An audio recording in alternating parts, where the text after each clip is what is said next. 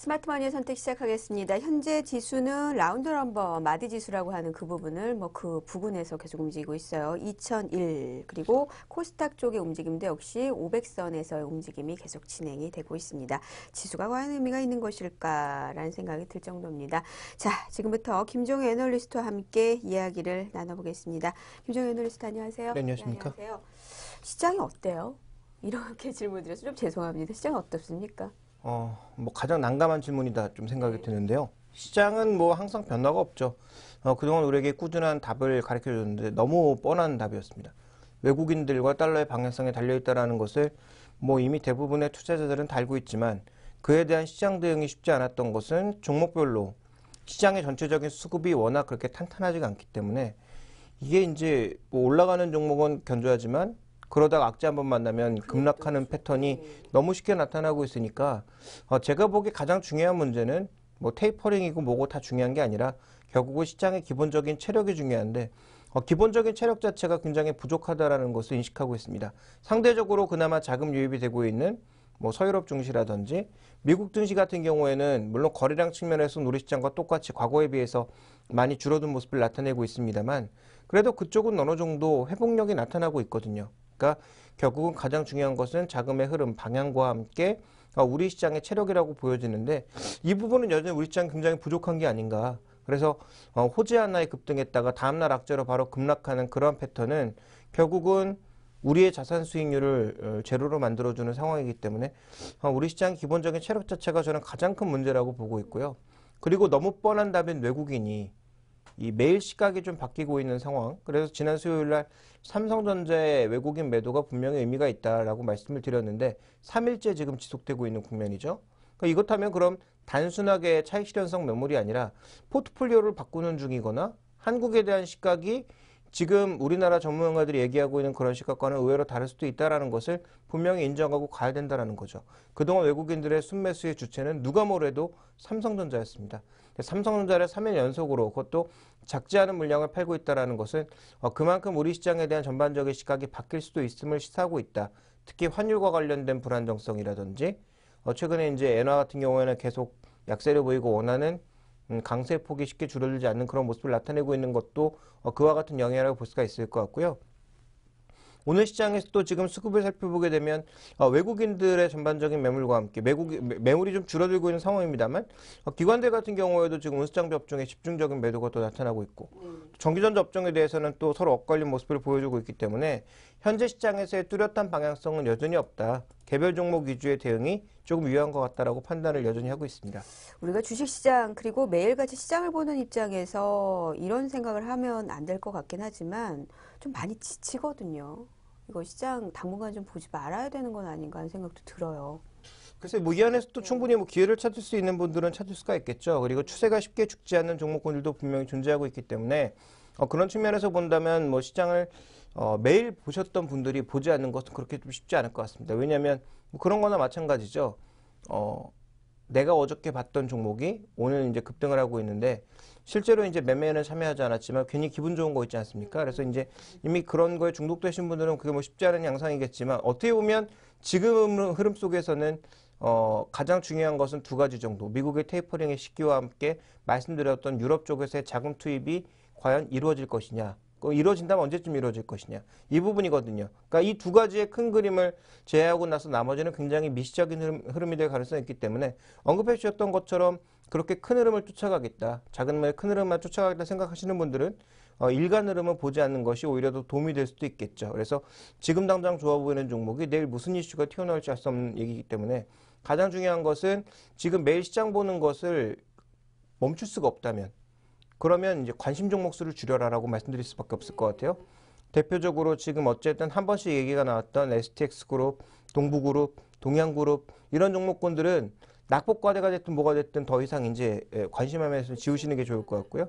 그다음에 또 하나 이제 외국인들이 꾸준하게 매수하고 있는 종목들은 그나마 이제 관심권 안에 넣어두되 외국인들의 시각이 바뀌어가고 있다면 관심권에서 점점 자주 안 보도록 밑으로 내리는 것이 조금 더 현실적이지 않을까라고 판단하고 있고 이제 또 외국인들이 조금씩 매도하기 시작하니까 연기금 믿어라라는 얘기가 나오고 있는데 연기금의 투자 사이클은 개인과 분명히 다르죠. 그래서 내가 연기금처럼 정말 안정적이고 장기적이고 꾸준하게 돈을 넣어서 투자할 거야라고 생각하시는 분들은 그렇게 하시면 되겠지만 그게 아니라면 연기금이 왜 좋아하는 종목군들을 사는지는 잘 이해를 못하겠습니다. 그래서 자신 어떤 그런 사이클이라든지 성향과 잘 맞춰서 가는 것이 좋겠다라고 판단하고 있기 때문에 시장은 단기간 안 봐도 될 것 같다라는 결론. 그리고 또 한 가지 시장을 뭐 단기간이라도 보지 않는 것이 힘들다면 관심 종목 수를 줄여라는 의견을 드리고 싶습니다. 네, 알겠습니다. 사실적인, 현실적인 이야기를 해주셨어요. 자, 그러면서요, 앞으로의 시장을 보는 데 있어서 조금 더 포인트가 될 수 있는 만한 부분들을 좀 골라보도록 하겠습니다. 첫 번째 이슈 잠시 후에 시작하겠습니다.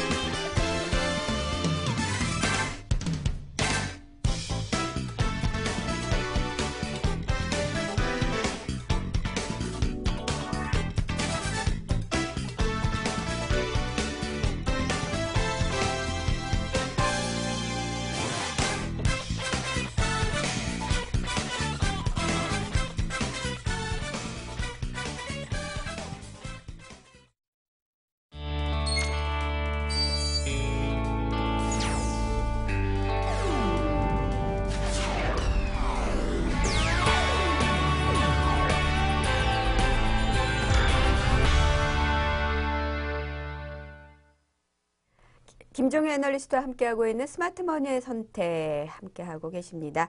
자, 지금 연말로 갈수록 가장 많이 얘기가 되고 있고 내년도로 갈수록 얘기되는 게 선진국 경기가 좀 좋아지면서 소비화력이 살아날 것 같다 이런 얘기거든요. 특히 연말로 갈수록 미국 쪽에 대한 소비에 대한 건 기대가 많잖아요. 그 점을 좀 짚어보도록 하겠습니다.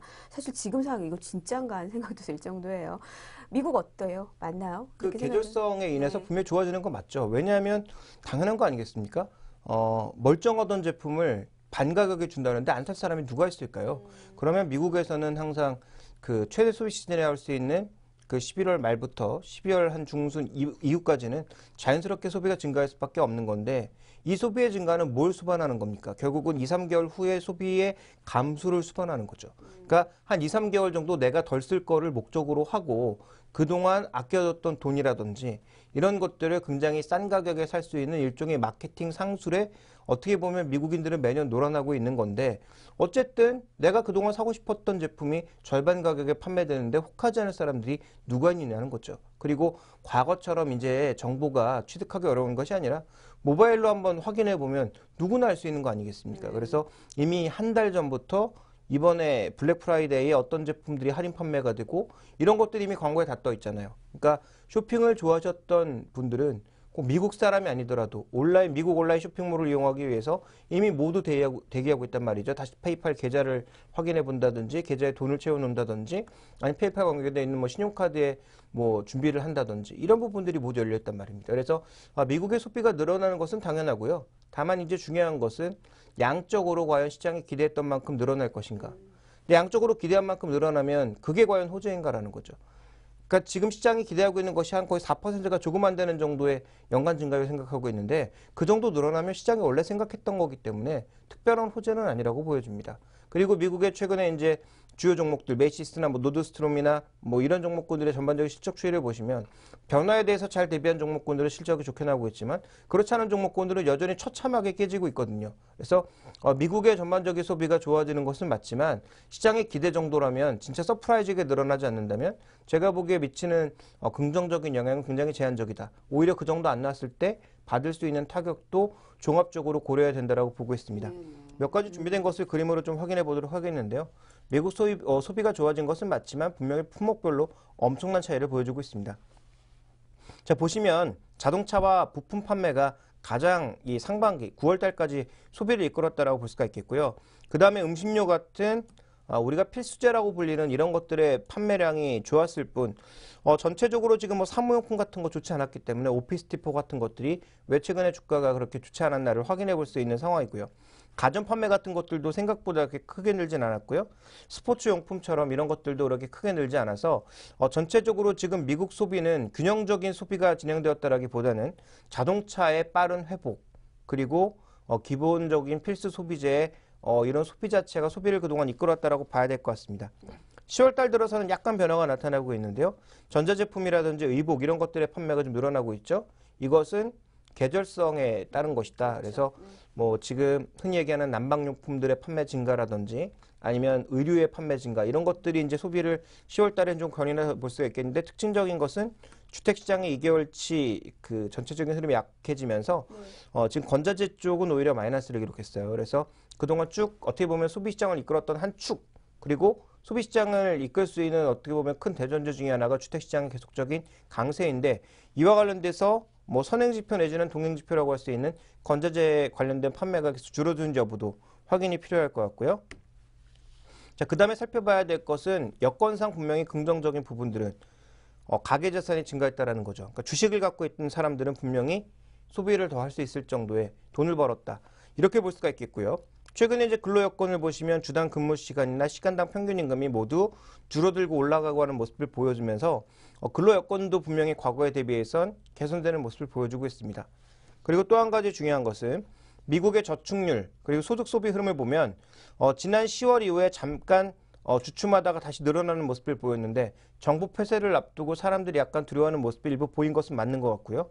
그러다 보니까 소득은 변화가 없었는데 소비를 줄이면서 소득과 소비의 격차가 늘어나 있는 상황이기 때문에 연말에 소비가 많아질 가능성은 충분히 열려 있다. 이렇게 좀 봐야 될 것 같고요. 그 다음 살펴봐야 될 것은 제조업 쪽의 재고 출하 흐름인데 지금은 재고보다는 출하가 많아지고 있습니다. 그 얘기는 뭐냐면 결국은 4분기에 소비가 많아질 것을 예상한 미국 기업들이 밀어내는 출하량이 많아졌다는 얘기가 되겠죠. 이와 관련돼서 또 뭐 긍정적으로 해석하려면 긍정적인 해석을 할 수 있는 구간이고요. 또 하나 이제 미국 소비의 상당 부분을 차지하는 가솔린 가격의 움직임이 박스 하단까지 내려와 있는 상황입니다. 최근 유가도 다시 박스 하단으로 빠른 속도로 좀 내려가고 있는 상황인데 이런 가솔린 가격의 움직임을 보시면 이것이 줄어든 만큼 가솔린 가격의 소비가 줄어든 만큼 추가적인 소비 여력이 생길 수가 있다는 거죠. 그러니까 미국 소비를 지금 보면 분명히 개선될 만한 요인들은 존재하고 있으나 정치적인 불확실성과 함께 우리가 주목해 봐야 되는 것은 지금 실질 최저임금은 전혀 늘지 않고 있다. 그러니까 명목 최저임금은 꾸준하게 늘고 있는 상황입니다만 실질 최저임금, 물가를 고려한 전체적인 임금은 큰 변화가 없다라는 얘기죠. 그러니까 오바마는 이것을 지금 7달러 90센트, 7달러가 조금 넘는 수준을 기록하고 있는 게 명목 이제 임금인데 급진적으로 얘기하는 민주당 사람은 10달러까지 올리자 최저임금을. 근데 이제 공화당에서는 받아주지 않으려고 하고 있고요. 이제 오바마 대통령 같은 경우는 한 9달러 정도까지 올려야 맞지 않겠냐 이제 이런 얘기들을 하고 있는데 아직까지 이게 이제 확실하게 통과된 건 아니란 말이죠. 그래서 만약에 이제 최저임금이 정말 올라가게 되면 이들은 한계 소비 성향이 가장 큰 사람들입니다. 그러니까 먹고 살기에 정말 빠듯한 사람이기 때문에 한 단위가 늘어나면 그 늘어난 한 단위에 대한 소비는 당연히 다 소비로 갈 수밖에 없는 사람들이거든요. 그래서 이 사람들에게 최저임금을 올려주는 것은 굉장히 중요한 그런 뉴스인데 아직까지 확정되지 않았기 때문에 실제적으로 가장 이제 소비가 늘어나지 않고 있는 저소득계층의 소비는 여전히 이번에도 제한적일 가능성. 그래서 아까 제가 보여드린 게 주택가격의 상승이나 주가의 상승 이런 걸 말씀드렸는데 그런 사람들에게 지금 주식이나 이런 게 어디 있겠습니까? 그러니까 실제적으로 부자들의 소비하려고 조금 늘어났지만 그 사람들이 과연 또 얼마나 더 소비를 할 거냐. 그리고 내년 1월 달에 정치적인 불확실성을 앞두고 과연 공격적으로 한번 늘려놓을 거냐. 이 부분이 또 살펴볼 만한 이슈라고 보여지고요. 좀 살기가 좀 빡빡하네요. 네, 그 다음에 우리가 좀 살펴봐야 될 것은 조금 전에 언급드렸던 대로 미국 주택시장의 최대 문제는 기존 주택들, 이미 지어져 있는 주택들을 어떻게 해결하느냐 부분인데요. 조금 반등을 하는 듯했던 기존 주택 판매가 결국은 거의 이 미국의 성장률 정도까지 채권 수익률이나 모기지 수익률이 올라오기 시작하면서 둔화되기 시작하고 있습니다. 이건 분명히 제가 한 몇 달 전부터 언급드렸던 얘기였죠. 방향 자체는 크게 문제가 없는데 어떻게 둔화될 거다라는 것은 뭐 누구나 알고 있었던 사실입니다. 그리고 뭐 증권사 쪽에서 그런 얘기 없이 뭐 한없이 좋아질 거다라고 얘기했다면 이런 사실 이미 알고 있었지만 어떻게 보면 일반 대중들을 속인 거죠. 그래서 금리가 올라가게 되면 주택시장이 둔화될 것은 너무도 당연하고요. 그래서 방향성은 여전히 위지만 그 탄력은 굉장히 빠르게 줄어들 수 있다는 것을 지금 2개월째 경고를 하고 있는 상황이고요.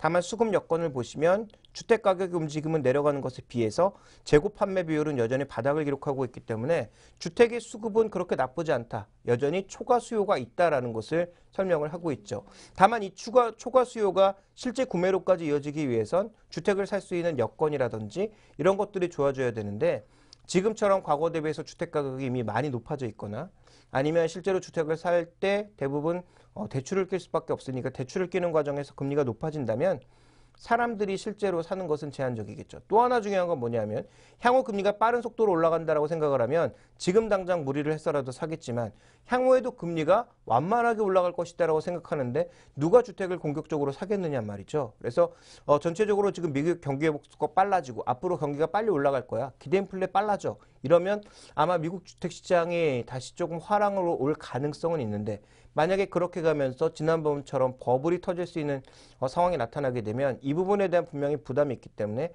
여기에 대해서도 충분히 조절을 해줄 거라는 거죠. 연준에서 이제 가장 먼저 줄일 수 있는 게 그 주택채권, MBS 같은 것들을 가장 먼저 줄이면서 만약에 이제 그런 주택시장에 약간의 과열현상 같은 것들이 나타난다면 그 부분부터 가장 먼저 줄일 겁니다. 그래서 상대적으로 가격을 조절할 수 있도록 아마 만들어줄 거예요. 그래서 제가 보기에는 만약에 주택시장의 전반적인 방향성이 가속이 붙을 수 있는 그 시점에서 가장 먼저 테이퍼링의 시작은 MBS를 줄여가는 것부터 시작할 것이다. 이렇게 좀 판단이 되고 있고요. 그 다음 우리가 좀 지켜봐야 되는 것은 미국의 소비자 물가입니다. 지금 6개월 만에 다시 하락으로 반전되면서 미국의 소비자 물가가 약하기 때문에 정책을 유지할 수 있다. 지금 어떻게 역으로 뒤집으면 굉장히 위험한 얘기거든요. 왜냐하면 지금 소비자 물가가 빠르게 올라가지 않으니까 결국은 미국에서 여러 가지 양적 완화 정책에서 유지할 수 있는 거 아니냐. 맞는 얘기인데요. 뒤집으면 물가가 못 올라간다는 얘기는 그만큼 경제의 활성화가 안 돼 있다는 얘기죠. 그리고 미국처럼 3% 이내 저성장을 하는 국가에서 디플레이션이 가장 위험한 거 아니겠습니까? 그 디플레이션을 만약에 막기 위해서 더 위험한 정책들이 나오기 시작한다면 지금 당장은 달지 몰라도 몸속에서는 서서히 장기가 일부는 썩어 들어가는 그런 모습을 보일 수도 있거든요. 그러니까 지금은 단순하게 항생제 먹어서 치료할 수 있는 걸 만약에 나중에 추가적인 충격요법을 줘서 단기간 살아나는 것 같지만 단기간 만약에 경기가 살지 않는다면 장기적으로는 자신의 장기를 계속 썩어버리게 만드는 그런 일을 알면서도 이미 기호지세입니다. 미국이나 유럽은 이미 호랑이 등에 올라탔거든요. 여기서 떨어지면 호랑이가 멈추기 전에 떨어지면 다칠 수밖에 없거든요. 지금은 어쨌든 미국의 연준은 앞으로도 테이퍼링을 쉽게 포기할 수도 없고 포기할 만한 그런 여건들이 갖춰지지 않는 이상 현재 그 흐름들을 유지해 나가겠지만 만약에 지금보다 더 무리한 정책들을 썼을 때 돌아오는 타격은 앞으로 점점 커질 수밖에 없다라는 것을 설명하고 있는 상황이기 때문에 미국의 경기와 관련된 소비와 관련된 여러 가지 요소들을 종합해서 한마디로 말씀드릴 수 있는 가장 결정적인 요인은 좋아질 만한 요인도 있지만 경기 요소들이 상당히 있어서 결국은 품목별로 굉장히 다를 것이고 좋아지는 것도 제한적일 것이기 때문에 결국은 좋아지는 것은 시장의 기대 정도일 것이다. 그래서 너무 많은 기대를 하지 말라. 그래서 최근에 다시 미국의 소비는 좋아질 수밖에 없고 막 이런 보고 쏟아지고 있는데요. 내용 살펴보게 되면 나쁜 내용 싹 빼고 좋은 내용들만 싹 적어놓은 거거든요. 그러니까 그런 내용들은 제가 보기에는 조금은 자제를 하시는 게 좋을 것 같지 않나 이렇게 판단하고 있습니다. 알겠습니다. 근데 사실 그렇거든요. 볼 게 그거밖에 없어요. 그러니까 좋게 볼 거는 최대한으로 좋게 보게끔 하게 되는데 어쨌든 이런 판단도 우리 투자자 여러분들이 하셔야 된다는 것을 다시 한번 말씀을 드려야 될 것 같습니다. 좋아지긴 좋아지겠지만 생각보다 서프라이즈가 나오는 그런 건 아닐 거라는 말씀이죠. 예상만큼 정도가 될 것이다. 만약에 서프라이즈가 나온다면 뭐 그 인터넷 업체들 쪽에서 예를 들어서 사이버 먼데이 판매량이라든지 뭐 인터넷 쇼핑몰의 뭐 클릭수라든지 이런 것들은 최고치를 기록할 수 있어요. 근데 문제는 이 클릭수 중에 과연 이게 전부 다 미국인이겠느냐. 최근에 페이팔을 이용해서 외국에서도 정말 많이 사고 있고 주변에 제 친구들 중에서도 이번 소비 시즌에 사겠다는 사람들 굉장히 많거든요. 네, 저도 그래요. 예, 네. 그래서 일정 부분에 이제 관세라든지 수수료까지 끼고도 싸기 때문에 우리나라 사는 것보다 싸기 때문에 한국 제품을 오히려 거기서 사는 사람들도 있고요. 그래서 그런 관점으로 봤을 때 이게 이제 클릭수 늘어나고 이런다고 해서 이게 미국에서 과연 정말 소비를 잘하는 거냐라는 그 논란이 나타날 수 있는 거고요. 그리고 만약에 온라인 쇼핑 쪽은 정말 대박이 났는데 오프라인 쪽에서는 뭐 시장 기대 정도였다라고 하면 온라인에 대한 기대치와 온라인의 비중이 전체 소비의 한 6% 정도거든요. 그렇다면 6%가 서프라이즈 보였다고 해서 미국 전체 소비가 좋아졌다? 언론에선 떠들지 모르겠지만 실상 자체는 오히려 초라할 거다라는 거죠. 그래서 여기에 대한 기대감은 최대한 낮추시는 것이 좋다라고 보고 있습니다. 알겠습니다. 아주 중요한 포인트도 전해주셨어요. 자, 미국 소비는 다시 한번 정리를 잘 해줬습니다. 그럼 유럽 쪽을 좀 봤으면 좋겠는데요. 뭐 계속 주목하는 게 사실 미국보다는 유럽이거든요. 요 유럽 이제 괜찮아지는 것인가? 소비어력은 어떤가요? 뭐 구체적으로 좀 봤으면 좋겠어요. 한마디로 말씀드리면 지금 유럽에서 계속 추가적인 양적 완화 대책을 만지작거리고 있지 않습니까? 유럽의 소비가 좋고 탄탄한데 그걸 만지작거리고 있을까요? 제가 보기엔 말도 안 되는 얘기고요. 결국 그렇다면 유럽 소비도 보잘것없다 이렇게 판단을 해봐야 될 것 같은데 어쨌든 지표를 살펴보도록 하죠. 네네. 지금 유럽 같은 경우에 지금 우리 두 가지 관점을 봐야 될 텐데 자산 가격의 움직임을 보시면 유럽도 주식은 정말 많이 올랐습니다. 네, 많이 올랐어요. 네, 그래서 스탁스 600 기준으로 봤을 때 올해 수익률만 20%가 넘거든요. 그러니까 주식을 갖고 있는 사람은 분명히 소비를 할 수 있을 만한 그런 여력들을 가지고 있다 이렇게 볼 수가 있겠고요. 그 다음은 부동산 시장이 굉장히 조금 올랐지만 어쨌든 바닥을 친 게 아닌가라는 그런 시각도 나오고 있습니다.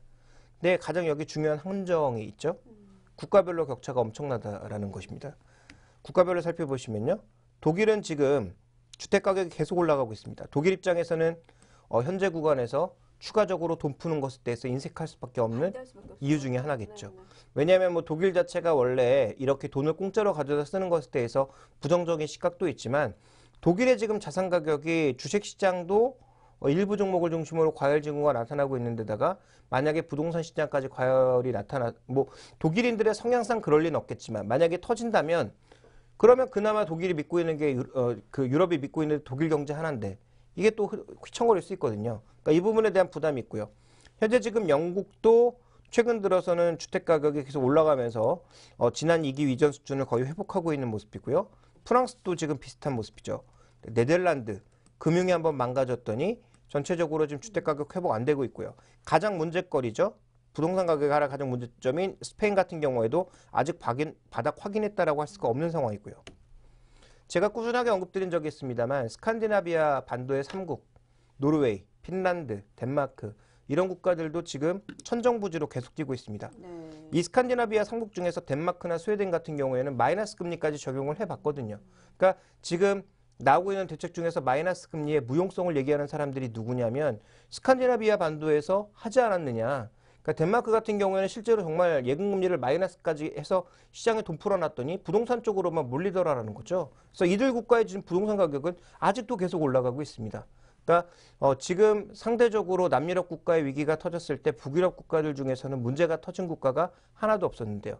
지금은 반대로 남유럽 쪽에서 조금씩 상처를 치유해 나가고 있는 사정에서 북유럽 국가들 쪽에서는 자산 버블이라고 부를 정도는 아니지만 지속적인 자산의 쏠림 현상이 여전히 나타나고 있다는 거죠. 그러니까 유럽 경제가 좋다? 아닙니다. 굉장히 불균형이거든요. 그리고 또 하나 지금 보시면 지금 아일랜드라든지 포르투갈, 뭐 그다음에 이 위기에 빠졌던 국가들은 여전히 지금 부동산 가격 회복이 안 됐고요. 또 하나 이제 중요한 게 뭐냐면 룩셈부르크입니다. 룩셈부르크라고 하는 굉장히 조그만 이 나라의 부동산 가격은 왜 올라가고 있느냐? 왜 그런 거예요? 깜짝 놀랐네요. 예. 룩셈부르크라고 하는 나라의 특성이 그 과거 아일랜드와 조금 비슷하게 금융업이 비정상적으로 발달되어 있는 나라입니다. 그리고 상대적으로 이제 세금이라든지 이런 것들에 대해서 좀 자유롭다 보니까 이쪽에 위기가 터지면서 룩셈부르크 쪽으로도 돈이 많이 들어갔거든요. 땅덩어리는 좁고 돈은 들어오니까 이 돈이 실제로 흘러나갈 데가 없다 보니까 자산 가격이 자연스럽게 올라간 거죠. 그러니까 유럽 경제도 지금 보시면 굉장히 복잡하다는 문제들이 많이 있습니다. 그래서 일부 뭐 살아나는 지표들을 보고 유럽 살아나나 이딴 식의 기사들을 쓰는 것들을 제가 최근에 좀 많이 봤는데 뭐 실제로 저도 유럽에 뭐 다녀와서 직접적으로 제가 뭐 취재를 다 다닌 것은 아닙니다만 이런 지표만으로도 놓고 봤을 때도 유로존의 경제들은 굉장히 국가별로 다르다라는 거죠. 그런데 ECB가 동일한 정책을 쓰려고 한다는 거죠. 모든 국가들에게. 그러니까 문제는 이겁니다. 각국의 처한 상황들이 모두 다른데 치료법은 똑같이 하고 있다는 거죠. 이 사람은 두통이고 이 사람은 복통인데 똑같이 넌 그냥 감기약 먹으라고 하고 있다는 겁니다. 그렇다면 이게 단기적으로는 뭐 이 약이라는 게 심리적인 효과가 있지 않습니까? 어쨌든 약을 먹으면 낫지 않을까라는 그런 기대감 때문에 뭔가 좋아 보일 수는 있겠습니다만 각 국가별로 지금 제대로 된 처방이 안 나오고 있다는 거죠. 그래서 ECB에서 일방적으로 꼴려갈 리도 없고 독일의 반대가 있기 때문에 그다음에 또 독일 의견만 쫓아가다 보면 나머지 국가의 경기 부양이 안 될 테고 이런 문제들에 대한 전반적인 시각들이 존재하고 있는 상황이고요. 또 하나 중요한 것은 유로존의 소매 판매 지금 항목별 흐름을 보시면 제일 중요한 게 뭐냐면 자동차입니다. 지금 이 하단에 존재하고 있는 건데 지금 거의 뭐 바닥까지 떨어졌거든요. 피아트 같은 경우에는 최근에 조금 살아나는 모습을 보였지만 여전히 좀 부족하고요. 그 다음에 GM이나 이런 것들이 살아나면서 유럽 업체들 중에서 지금 시트로행이나 푸조 같은 경우에는 굉장히 압박을 받고 있습니다. 특히 푸조 같은 경우에는 생산량을 줄이고 공장도 줄이고 사람도 잘라내면서 프랑스의 전체적인 PMI까지 흔들리게 만들고 있습니다. 그러다 보니까 전체적으로 지금 유럽의 소매 판매, 기본적으로 우리가 항상 얘기하는 이 생필품 위주의 흐름은 나쁘지 않지만 이 내구 소비재라고 하는 가전제품이라든지 아니면 뭐 이 투자 쪽이라든지 그리고 자동차 쪽의 흐름들은 여전히 미약하거든요. 이게 이제 바닥은 찍었다라는 얘기가 많은데 정말 바닥을 찍었으면 탄력적으로 올라와야 그게 이제 바닥을 탈출하는 거거든요. 근데 바닥에서 여전히 뱀이 기어가는 것처럼 꿈틀꿈틀 기고 있으면 여전히 바닥이라는 거죠. 그러니까 바닥은 통과한지 모르나 바닥에서 빠르게 올라와야 바닥이기 때문에 현재 구간에서 유럽 소비의 가장 큰 관점은 두 가지. 국가마다 다른 이 현재 상황을 과연 어떻게 타개해 나갈 거냐. 그리고 자동차와 같은 비교적 돈이 많이 드는 내구 소비재의 소비가 과연 증가할 것인가. 이 두 가지에 달려있다라고 판단하고 있기 때문에 유럽 쪽도 전체로 놓고 보게 되면 분명히 바닥을 지나가고 있는 중이긴 한데 바닥에서 탄력적으로 끌어올릴 수 있는 그런 요인들이 과연 존재하느냐에 대해서는 우리가 좀 물음을 표할 수밖에 없다. 또 하나 중요한 건 우리가 지금 유럽이나 미국에 수출하는 데 있어서 가장 중요한 제품은 현지에서 생산을 하든 한국에서 수출을 하든 자동차나 IT입니다. 근데 이런 내구 소비재의 소비가 여전히 제한적인 모습을 보인다면 한국의 입장에서는 이것들이 좋아져 봐야 실제로 받는 효과가 미미할 가능성이 있다는 것도 더불어서 살펴봐야 되겠죠. 제일 궁금한 게 그 점이었습니다. 그래서 우리 경제에 미치는 영향이었는데 일단 이렇게 차별적으로 하게 되고 지금 말씀하신 것처럼 지금 자동차와 같은 그런 부분들이 살아나지 않는다면 뭐 유럽 살아나 봐야 우리는 별로 큰 이득을 보지 못할 것이다 라는 쪽으로 결론을 내려야 되는 건가요? 그리고 중요한 건 뭐냐면 미국과 유럽이 지금 보이지 않게 보호무역주의가 굉장히 만연하고 있지 않습니까? 보여요 이제. 네, 그래서 보여요. 예. 눈에 드러나는 것들이 대표적으로 프랑스의 자동차 쪽. 그러니까 우리도 어려워 죽겠는데 지금 우리가 한국차 수입하게 생겼어. 이게 쉽게 얘기하면 한마디로 이거고요. 그렇죠. 그다음에 미국 같은 경우에도 뭐 애플 같은 경우에 대놓고 애플 편을 들어주고 있지 않습니까? 이거 아무리 객관적으로 판단해봐도 삼성전자가 그렇게 잘못한 건 없는 것 같은데 저는 뭐 삼성전자를 좋아하는 것은 아니지만 어쨌든 팔은 안으로 굽는다고 우리 입장에서 봤을 때는 삼성전자가 별로 그렇게 잘못한 것도 없는 것 같고 기존부터 이미 내 있던 것을 애플이 뒤늦게 특허를 내서 삼성에게 돈을 내라. 그것도 꽤 많은 돈을 내라. 물론 그 정도 돈 낸다고 해서 삼성전자가 흔들리는 것은 아니겠지만 어쨌든 우리 입장에서 보면 굉장히 억울한 거죠. 그런 내용들이 사례적으로도 계속 발생되고 있고 얼마 전에 계속적으로 나왔던 뉴스 중에 하나가 국내 전기료 제공 업체들의 모두 덤핑 판정을 그것도 전원일치로 내려지 않았습니까? 예. 그런 관점에서 본다면 지금 분명히 이런 보호무역주의도 만연하고 있는 상황입니다. 그래서 과거 같은 경우에는 굉장히 트레이딩도 자유로웠고 우리 제품들이 그쪽에 많이 팔 수 있는 여건들도 있었지만 그들 기업들 자체가 어렵고 그들 고용 자체가 어렵기 때문에 한국 기업들까지 돌볼 여력은 별로 없다라는 거죠. 그러니까 미국 소비가 좋아지고 유럽 소비가 좋아지는 것은 분명히 우리 입장에서는 좋은 일이지만 상대적으로 우리에게 돌아오는 수혜가 제한적일 수 있다라는 점에서 중요한 것은 그렇다면 설사 이제 제가 굉장히 신중하고 보수적으로 예상을 했지만 이거보다 좋아진다라고 하더라도 수혜를 받을 수 있는 종목군들은 굉장히 압축될 수 있다는 것에 초점을 맞춰볼 필요가 있겠죠. 그러니까 제가 보고 있는 것은 뭐냐면 만약에 유럽의 자동차가 정말 살아난다면 지금 유럽 시장에서 유일하게 별로 좋지 않은 다른 대륙에서는 모두 약진하고 있는데 유럽에서만 좋지 않은 현대기아차 같은 경우가 조금 좋아질 가능성. 그런데 완성차보다는 거기에 부품을 대고 있는 성화이텍 같은 종목군들이 상대적으로 좀 좋아질 가능성이 있지 않나라고 보고 있고요.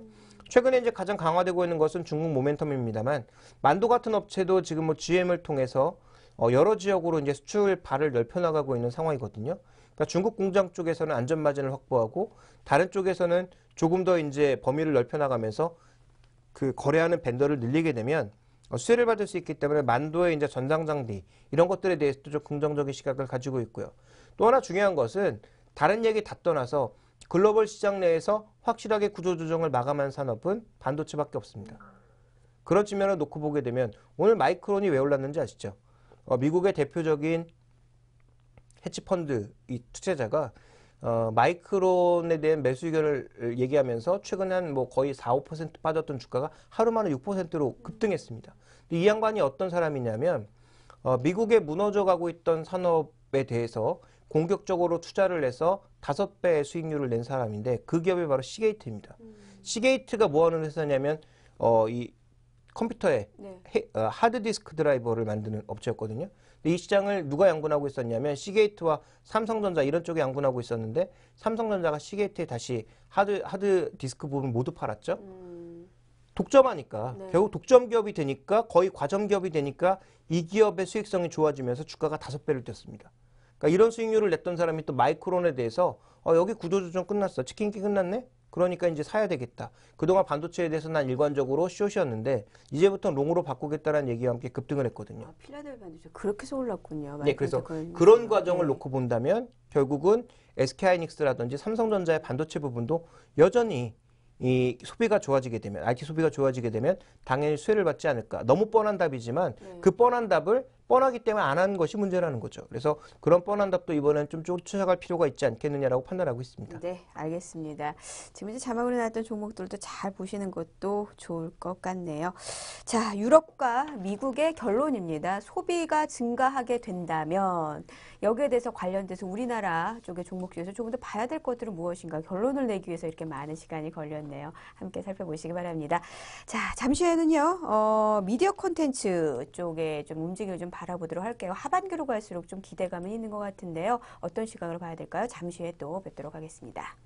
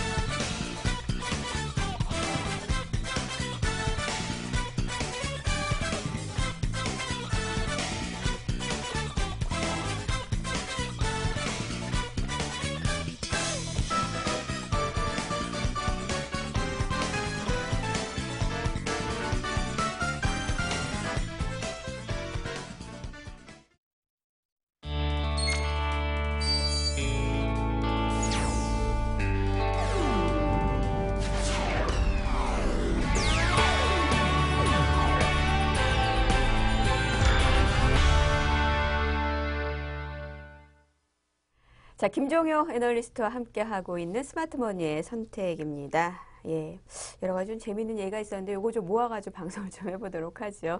자, 두 번째 주제는요. 미디어와 컨텐츠의 트렌드로 바라본 유망 종목 찾기입니다. 이렇게 말씀을 해주셨는데 사실 이렇게 방송을 하다 보면요. 지금 현재 가장 우리가 집중해야 될 것은 뭐냐? 콘텐츠라고 그러거든요. 참 근데 애매해요, 그게. 사실 이렇게 우리가 방송을 하는 것도 하나의 콘텐츠가 될 수가 있겠는데 어쨌든 좀 한번 살펴보도록 하죠. 글로벌 시장의 이 컨텐츠 트렌드가 과연 어떻게 형성이 되고 좀 구체적으로 말씀해 주세요. 너무 이렇게 좀 추상적으로 얘기하는 경우가 많아가지고. 예. 컨텐츠의 이제 총량 기준으로 또 항목별로만 보면 증가하고 있는 국가들의 특징은 딱 두 가지입니다. 첫 번째로 스마트 디바이스가 얼마나 퍼져 있느냐. 그러니까 스마트 디바이스가 퍼져 있으면 뭐가 달라지냐면 뭐 자신의 이제 생활 한번 돌아보시면 아시잖아요. 자기 전까지 우리가 손에서 안 놓고 있는 거. 머리맡에도 놓고 있는 네. 거. 그러니까 스마트폰. 네. 그러니까 하다 보면 무언가 분명히 볼 수밖에 없거든요. 인터넷을 검색한다든지 게임을 한다든지 그러다 보니까 과거에는 저 같은 경우에도 이제 한때 그 싸이월드라고 하는 것에 중독돼 가지고 그것에서 이제 빠져나오지 못한 적이 있었는데 가장 싫은 게 뭐였냐면 컴퓨터가 없으면 못 하니까.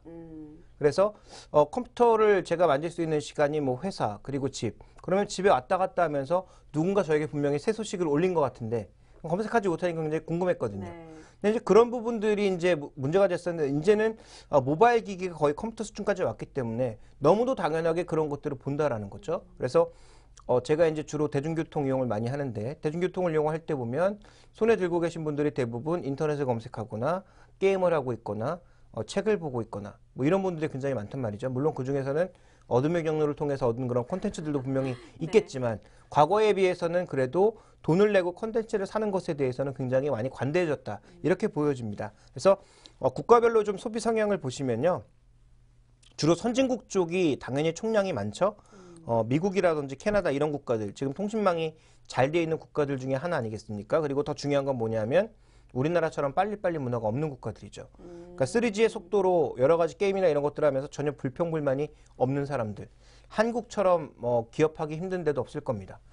통신망이 지금 4G를 깔아놨다는데 나는 왜 안 돼라고 얘기하는 사람들이 이렇게 많으니까요. 그래서 우리나라의 지금 통신 속도가 얼마나 뛰어난지는 외국 한번 가보시면 압니다. 그래서 외국에서 3G를 이용하신 분들은 저 같은 경우에도 성질이 급해서 정말 회선 못 쓰겠더라고요. 인터넷 랜선 연결된 거 아니면 3G망으로 뭐 한번 열라니까 페이스북 한번 여는데도 뭐 한 몇 분씩 걸리고 이러니까요. 그래서 그랬는데 어쨌든 이런 통신망이 그래도 갇혀 있는 국가들에서는 여러 가지 콘텐츠들, 뭐 비디오와 관련된 콘텐츠라든지 이북 콘텐츠라든지 굉장히 다양한 소스의 콘텐츠들이 소비가 되고 있다라는 거죠. 근데 상대적으로 이제 지역이 넓고 인구 분포가 넓어서 통신망의 발달이 느린 뭐 러시아라든지 아니면 인디아 같은 그런 국가들은 전체적으로 총량 기준으로도 작고요. 굉장히 분야도 작다라고 볼 수 있을 것 같고 특히 라이브 이벤트 같은 경우에는 거의 뭐 매출이 없는 상황이죠. 그래서 전체적으로 지금 보시면 이들 국가들의 차이가 나타나고 있고 중국은 대도시를 중심으로 해서 여러 가지 콘텐츠들이 많은데 의외로 다른 국가들보다 이북 비중이 굉장히 높다라는 것. 그래서 이렇게 통신망이나 이런 것들을 통해서 중국인들은 나름 공부를 많이 하고 있다라고 봐야 될 것 같고요. 이쪽을 일원인 진출해도 괜찮을 것 같네요. 이렇게 보다 보니까. 예, 그렇습니다. 그리고 또 하나 지금 보셔야 될 건 뭐냐면 국가별로 월 콘텐츠의 사용비를 봤을 때 드러나는 두 번째 특징. 통신망과 관련돼서 뉴어 콘텐츠, 즉 새로운 콘텐츠들이 등장했다라는 거죠. 그러니까 과거에 없었던 모바일 게임이라든지 그다음에 모바일 시장만을 이용해서 할 수 있는 여러 가지 새로운 콘텐츠들이 나오기 시작하면서 예를 들어서 모바일이나 IPTV 전용 콘텐츠들이 나오기 시작했고 그런 것들이 또 의외로 히트를 하기 시작했고 또 기존에 있던 케이블이나 이런 쪽도 매출이 늘어나기 시작하면서 기존에 있던 콘텐츠도 조금씩 성장하고 있지만 성장은 느린데 새로운 콘텐츠들, 모바일과 관련되어 있는 새로운 콘텐츠들, 대표적으로 SNS를 중심으로 하는 그런 콘텐츠들이라든지 아니면 SNS를 이용한 게임, 쇼핑, 뭐 광고 이런 쪽들까지 늘어나기 시작하면서 새로운 콘텐츠들이 많아졌다는 것인데요. 보시면 이것도 마찬가지입니다. 미국, 영국, 캐나다 이렇게 많이 발전한 국가들의 전반적인 뉴욕 콘텐츠들이 많은 상황이고요. 인디아라든지 러시아 같은 국가들은 여전히 트래디셔널 콘텐츠가 많고 뉴욕 콘텐츠 양은 상당히 작죠. 중국 같은 경우에는 그래도 스마트폰 보급이 조금 되면서 상대적으로 늘고 있는 상황이고요. 월 콘텐츠 사용비 같은 경우에도 미국과 영국 그리고 캐나다가 절대적으로 높고 나머지 국가 굉장히 작고 중국 같은 경우는 상대적으로 또 콘텐츠 사용비가 높은 오, 신기하네요. 중국도 역시 게임입니다. 그래서 지금 위챗의 최대 매출을 보면 위챗도 결국은 게임이거든요. 그렇죠. 그래서 그런 관점에서 봤을 때 중국의 이제 콘텐츠 소비는 아까 말씀드렸던 이북이나 게임 쪽으로 많이 나타나고 있고요. 그리고 중국 같은 경우에는 땅이 워낙 넓다 보니까 예를 들어서 CCTV처럼 전국을 커버하고 있는 그런 콘텐츠가 아니라면 예를 들어서 이제 동북 쪽에서 하고 있는 정말 재미있는 드라마가 있는데 이 서북 지역에서는 볼 수가 없거든요. 그 인터넷을 통해서 볼 수밖에 없거든요. 그런 콘텐츠의 발생이라든지 이런 것들 때문에 중국에서는 상대적으로 콘텐츠의 소비가 늘고 있다고 봐야 되겠죠. 중국이 상당히 이렇게 말씀 들어보니까 매력적인 곳이에요. 이 모바일 콘텐츠 쪽으로 생각을 해보게 된다면. 네, 그리고 또 한 가지 이제 재미있는 게 뭐냐면요. 영화라고 하면 우리가 기본적으로 항상 영화관에 가서 앉아서 봐야 된다라는 그런 시각이 있잖아요. 그런데 다른 국가들, 아까 말씀드렸던 두 가지 특성이 있는 뉴욕 콘텐츠를 선호하고 있고 그리고 말씀드렸던 이 통신망의 발달이 된 국가에서는 좀 다른 모습인데요. 준비된 그림을 보시면 지금 주황색으로 표시되고 있는 게 기본적으로 이제 극장 가서 영화 보는 그런 추이거든요.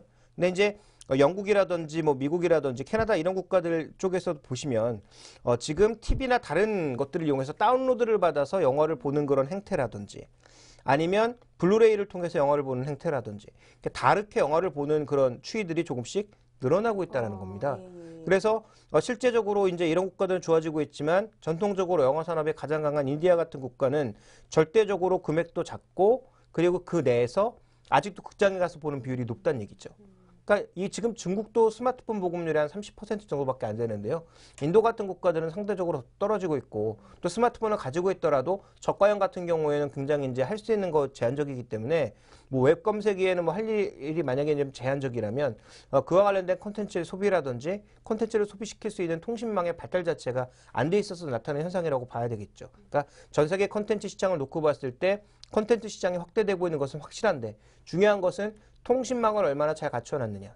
그리고 새로운 콘텐츠를 준비할 수 있는 그 백업 장비들, 여러 가지 장비들이라든지 관계된 회사라든지 새롭게 스타트하고 있는 스타트업 회사라든지 이런 것들의 양에 따라서 굉장히 좀 질적으로 다른 모습을 보여주고 있다. 이렇게 볼 수가 있습니다.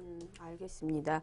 그러니까 이 콘텐츠 팔려고 생각을 하더라도 다른 나라에 요 인프라 구축이 잘 돼 있는가 요거부터 일단 점검하고 들어가 봐야겠다는 생각이. 인디아가 그러니까 좀 의외예요. 인구도 많고 그래서 또 IT 쪽도 많이 발달했다고 그래서 뭐 생각할 수 있겠는데 의외로 좀. 그러니까 인도는 소프트웨어는 발달했지만 하드웨어 자체가 아직 좀 많이 부족하고요. 특히 뭐 뉴델리를 중심으로 하는 그런 도시 지역은 괜찮지만 도시에서 조금만 벗어나도 바로 이제 시골 그리고 남부 지역 같은 경우에는 아직도 뭐 이렇게 좀 밀림 같은 경우가 많기 때문에 그와 관련해서 좀 굉장히 좀 여러 가지 교통 측면에서 어려운 것들이 많이 있다고 봐야 되겠죠. 그래서 뭐 제가 아시는 그 아주 친한 형님이 그 인도 남부 쪽에서 지금 일을 하고 계신데요. 얘기를 들어보니까 거의 뭐 밀림 수준이더라고요. 그러니까 살고 있는 그 다운타운을 조금만 벗어나도 남부 쪽은 굉장히 덥고 거의 밀림 수준이기 때문에 거기에 통신망 같은 거 설치하는 것도 굉장히 어렵겠다라는 생각이 들고 있습니다. 예, 김정은 씨 친구분들이나 후배나 선배들은 세계 각국에 있는 것 같아요. 예, 어쨌든 좋은 소식을 많이 들려주시고 계십니다. 자, 그러면요 내년도 미디어 시장이 어떻게 될 것인가 좀 보도록 하죠. 이것도 한번 콘텐츠보다는 더 큰 개념으로 미디어를 좀 봐야 되는 건 아닌가 하는 생각도 드는데. 자, 그런 점들을 한번 살펴주세요. 어떨까요? 중요한 건 스포츠 이벤트가 있다라는 거죠. 스포츠 이벤트요? 잠깐만요. 뭐가 있죠? 예. 내년 2014년 아닙니까? 그러면 월드컵이 있거든요. 예. 근데 월드컵도 뜨거운 나라 브라질에서 열리거든요. 굉장하겠네요. 네, 그래서 이제 12월 7일인가요? 그때 이제 조추첨을 하게 되는데 이 조추첨에 따라서 이제 뭐 한국의 명도 갈리겠지만 뭐 중요한 건 뭐 경제학적으로는 그게 아니라 스포츠 이벤트가 있을 때 과연 종목들이 어떻게 움직였느냐, 미디어 종목들이 어떻게 움직였느냐. 우리 입장에서 그게 중요한 거 아니겠습니까? 그렇죠? 예. 보시면 스포츠 이벤트, 빅 이벤트가 2년을 주기로 열리죠. 올림픽과 이 지금 월드컵이 2년을 주기로 열리는데 보시면 이벤트가 있었을 때 전반적으로 좋았습니다. 그러네요. 그래서 내년에 만약에 이런 이벤트가 있게 되면 전반적인 이 이익이라든지 이런 것들이 올라갈 가능성이 분명히 있다는 점에서 내년에 스포츠 이벤트에 따른 긍정적인 효과를 예상해 볼 수 있는 상황이고요.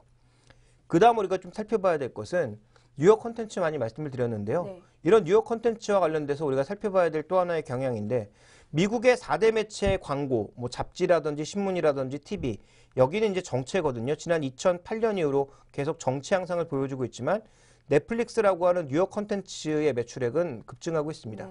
넷플릭스가 아시겠지만 원래 DVD 대여해주는 업체였잖아요. 유통업체 네. 그러고 그 유통해주는 업체였고 뭐 이게 소포로 배달해주고 이런 업체였습니다.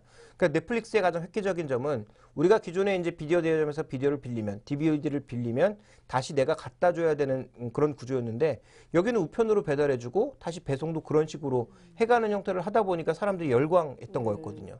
근데 그게 또 이제 주변에 따라하는 업체들이 늘어나니까 바로 수익 줄어들었는데 그러다가 이제 자신들이 갖고 있는 인터넷망을 이용해서 인터넷으로 이제 뿌려주기 시작했고 영화를 그 다음 시도한 게 자체 콘텐츠를 만들기 이전에 여러 가지 방송 채널들을 넷플릭스에 실시간으로 붙인 거죠. 물론 돈을 내야 되지만 그래서 이제는 우리가 흔히 얘기하는 TV망이 깔려 있지 않더라도 인터넷만 깔려 있으면 넷플릭스를 이용해서 내가 좋아하는 채널들을 볼 수가 있는 거고요.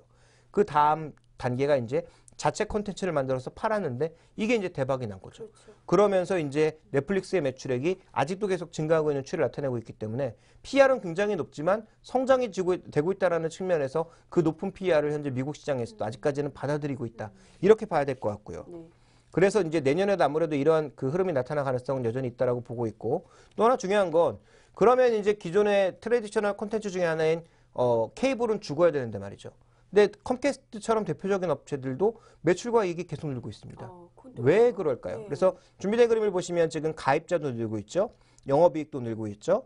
디지털 전환율도 늘고 있죠. 그러면서 이제 수익성이 좋아지고 있습니다. ARPU라고 하는 이제 가입자당 이익이 점점 늘고 있는 상황인데 이게 왜 그러냐면 지금 미국 인구의 증가가 제한적인데 가입자를 어떻게 늘릴까요? M&A거든요. 아, 그러니까 같이 통합해가지고. 네, 그러니까 이제 지금 다른 뉴욕 콘텐츠들 막 늘고 있고 새로운 방송 그 플랫폼들이 계속 늘어나고 있으니까 기존의 케이블 업체들이 이렇게 이합집산해서는 아무것도 안 되는 거죠. 공멸하는 거니까. 그럼 우리도 덩치를 크게 만들어서 일종의 케이블 업체 자체가 뭐 ABC, MBC만큼은 아니겠지만 미국의 주요 언론만큼 한번 덩치를 키워보자 이런 게 아닌가 싶습니다. 그래서 컴캐스트가 계속 공격적으로 이제 SO들을 인수하고 있는 상황이거든요. 그러면서 가입자도 늘고 이들을 계속 디지털로 전환시키고 이러면서 조금씩 이익이 늘고 있는 상황입니다. 그러니까 죽을 줄 알았던 트레디셔널 콘텐츠는 덩치를 키워서 지금 대응을 하고 있다. 이렇게 좀 봐야 될 것 같고요.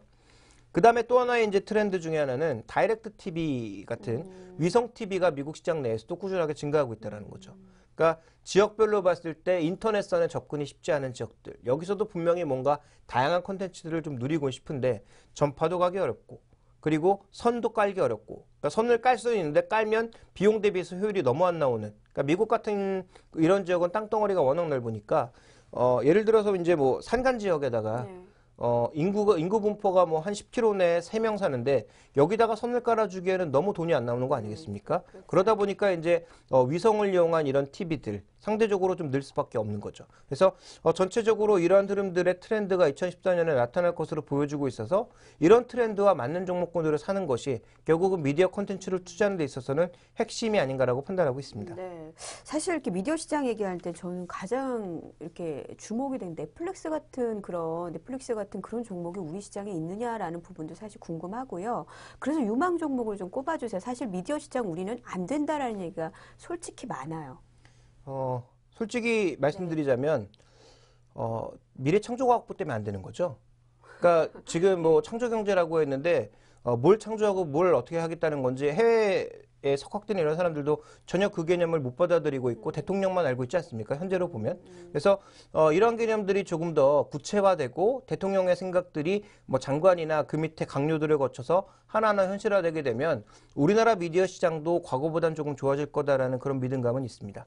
준비된 자료를 한 가지 더 보실 필요가 있겠는데요. 얼마 전에 이제 설문조사를 했습니다. 그래서 본방을 시청하는 비율이라든지 그다음에 본방을 시청하면서 과연 어떤 것들을 이용하느냐, 재방을 본다면 어떤 것들을 이용하느냐를 살펴봤더니 우리가 이제 예전에 살펴봤을 때는 예를 들어 제가 좋아하는 프로그램 드라마가 있는데 그 드라마 못 보면 다시 그 지상파에서 하는 드라마의 재방송을 기다려야 됐거든요. 근데 지금은 돈을 내면 바로 그게 끝나자마자 1시간 후에 볼 수 있습니다. 네. 그러니까 저 같은 경우에는 뭐 드라마는 별로 안 보지만 예능 쪽에서 무한도전 같은 건 너무 좋아해서 거의 한 회도 안 빼놓고 다 봤거든요. 다 네. 무료로 다 사셔보셨어요?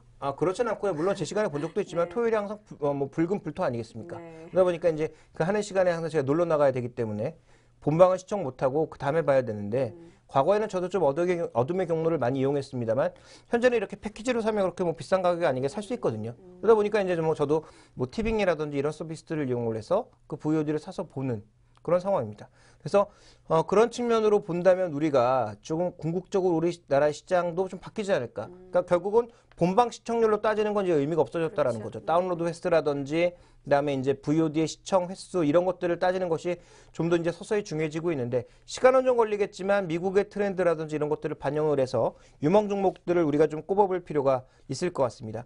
실제로 스포츠 이벤트나 이런 것들이 이익에도 영향을 주는가를 살펴볼 필요가 있는데요. 다음 그림을 보시면 SK 브로드밴드 모바일, 즉 BTV 모바일이 실제적으로 수익이 좀 증가한 부분들을 살펴보실 필요가 있겠는데 그 유현진 경기를 중계하기 시작하면서부터 ARPU가 좀 올랐다라는 거죠. 그러니까 물론 ARPU가 오른 것이 유현진 효과 때문만은 아니겠지만 어쨌든 이런 빅 스펜트 이벤트가 있으면 분명히 관심 있는 사람들이 돈을 지불하고서라도 월 3,000원을 지불하고서라도 이걸 본다라는 거죠. 그래서 기존에 이제 DMB가 있으신 분들은 뭐 DMB로 보시는 분들도 충분히 많이 있었고요. 그리고 컴퓨터를 이용해서라도 어둠의 경로를 통해서라도 유현진 경기를 회사 내에서 몰래 보시는 분들도 충분히 많이 봤다라는 거죠, 저도.